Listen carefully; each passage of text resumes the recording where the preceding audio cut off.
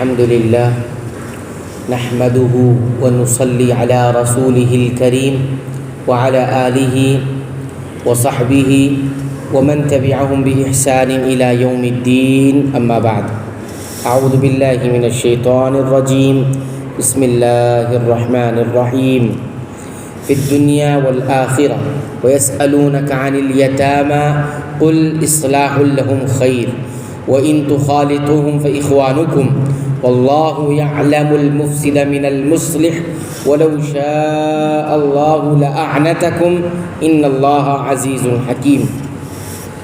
سورہ بقرہ آیت نمبر 220۔ دنیاوی معاملات اور دینی معاملات کو اور تجھ سے یتیموں کے بارے میں بھی سوال کرتے ہیں، آپ کہہ دیجئے کہ ان کی خیر خواہی بہتر ہے۔ تم اگر ان کا مال اپنے مال میں ملا بھی لو تو وہ تمہارے بھائی ہیں۔ بدنیت اور نیک نیت ہر ایک کو اللہ تعالیٰ خوب جانتا ہے، اور اگر اللہ تعالیٰ چاہتا تو تمہیں مشقت میں ڈال دیتا۔ یقیناً اللہ تعالیٰ غلبے والا اور حکمت والا ہے۔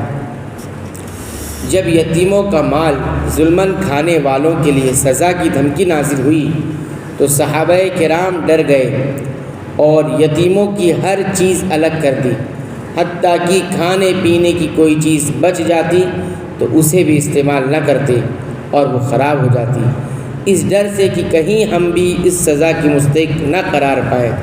اس پر یہ آیت نازل ہوئی، یعنی تمہیں بغرض اصلاح و بہتری بھی ان کا مال اپنے مال میں ملانے کی اجازت نہ دیتا۔ وَلَا تَنكِحُوا الْمُشْرِكَاتِ حَتَّى يُؤْمِنْ وَلَأَمَةٌ مُؤْمِنَةٌ خَيْرٌ مِّن مُّشْرِكَةٍ وَلَوْ أَعْجَبَتْكُمْ وَلَا تُنكِحُوا الْمُشْرِكِينَ حَتَّى يُؤْمِنُوا وَلَعَبْدٌ مُّؤْمِنٌ خَيْرٌ مِّن مُّشْرِكٍ وَلَوْ أَعْجَبَكُمْ أُولَٰئِكَ يَدْعُونَ إِلَى النَّارِ وَاللَّهُ يَدْعُو إِلَى الْجَنَّةِ وَالْمَغْفِرَةِ بِإِذْنِهِ وَيُبَيِّنُ آيَاتِهِ لِلنَّاسِ لَعَلَّهُمْ يَتَذَكَّرُونَ۔ اور شرک کرنے والی عورتوں سے تا وقت کہ وہ ایمان نہ لے آئیں تم نکاح نہ کرو۔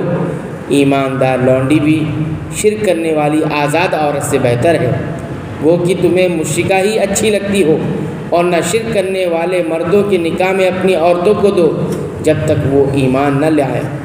ایماندار غلام آزاد مشرک سے بہتر ہے، گویا مشرک تمہیں اچھا لگے۔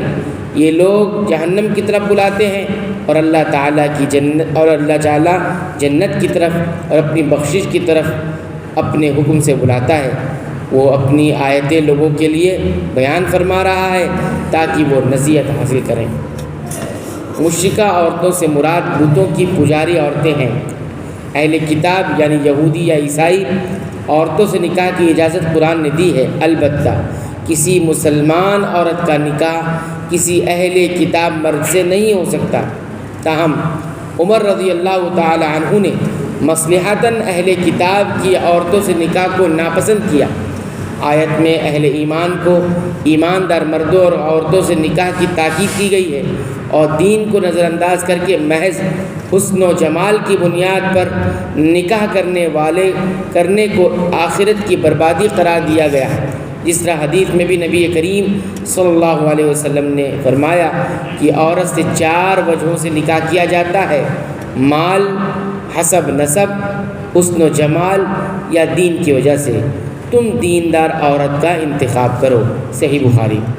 اسی طرح آپ صلی اللہ علیہ وسلم نے نیک عورت کو دنیا کی سب سے بہتر متاع قرار دیا ہے، فرمایا خیر متاع الدنیا المرأة الصالحہ۔